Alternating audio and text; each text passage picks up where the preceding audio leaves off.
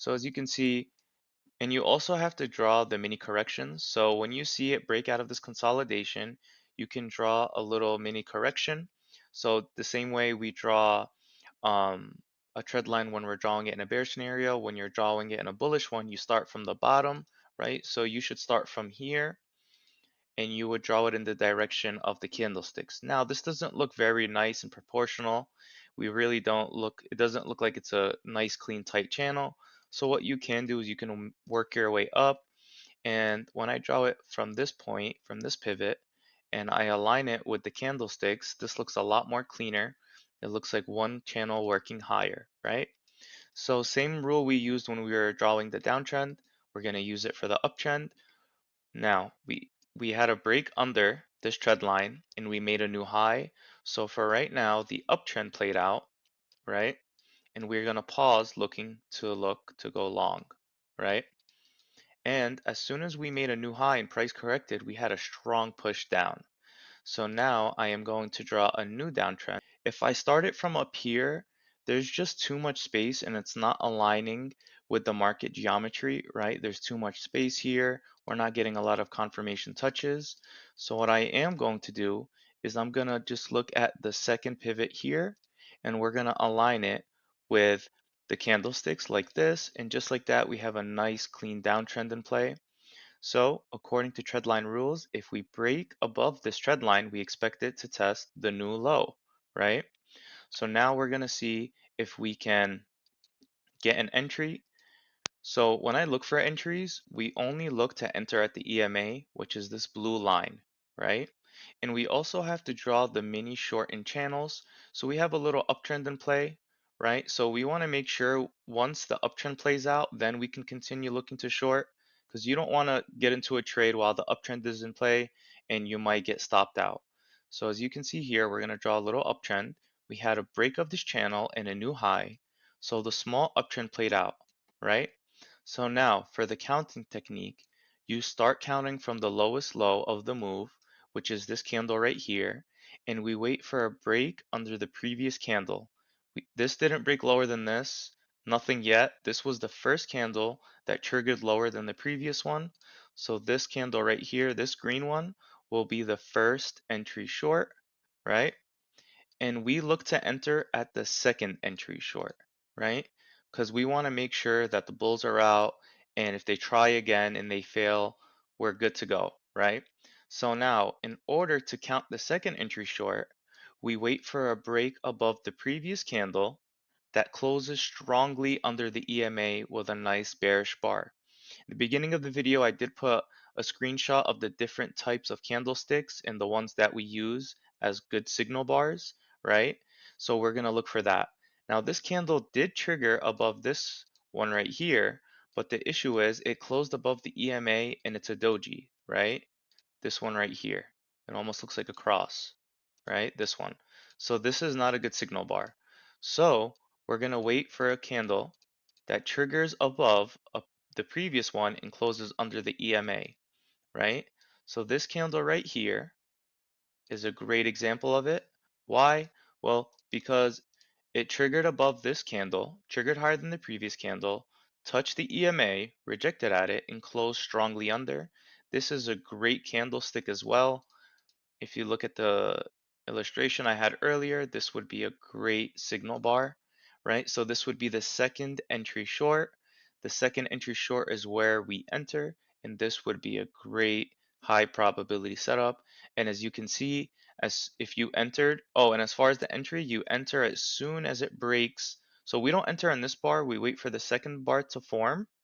Once it triggers under the previous one, this is where we enter. So once this bar is done, we wait.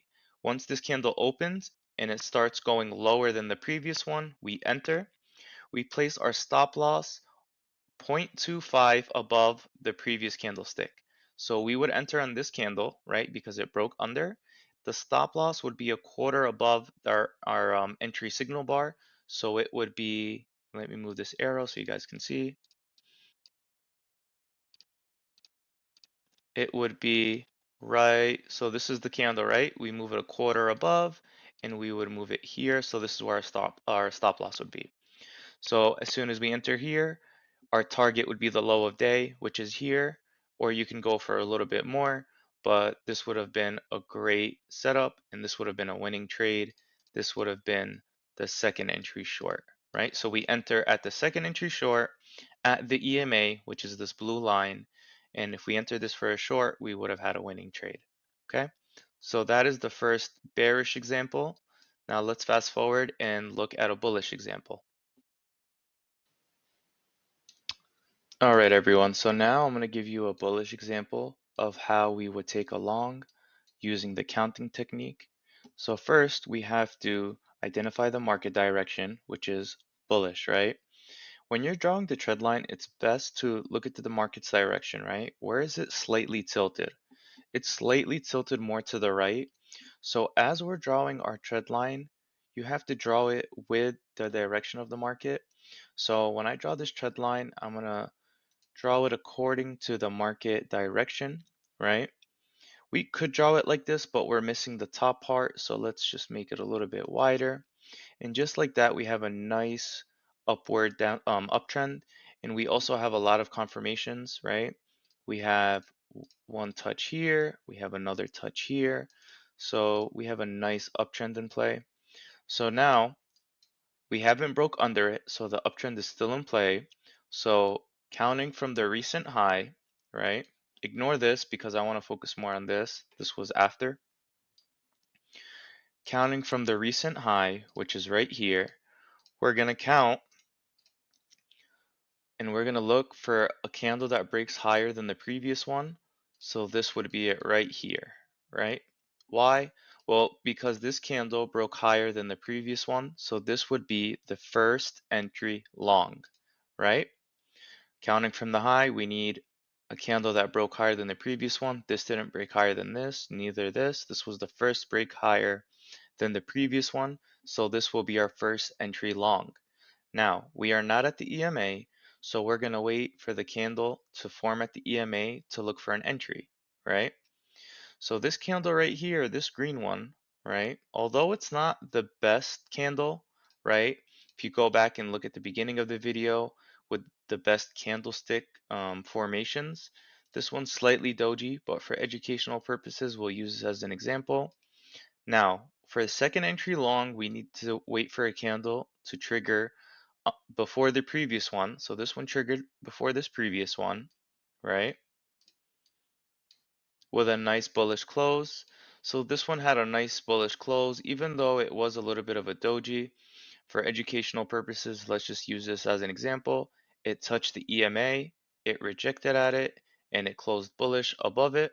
So this right here would be a second entry long, and this would be a nice entry candle, right?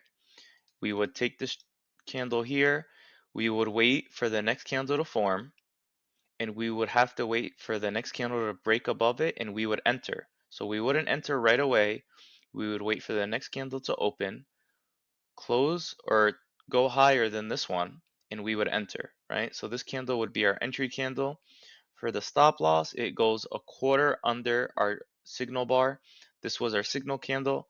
So stop loss would be a quarter under here. So we would place it right around here, right? That's where our stop loss would be.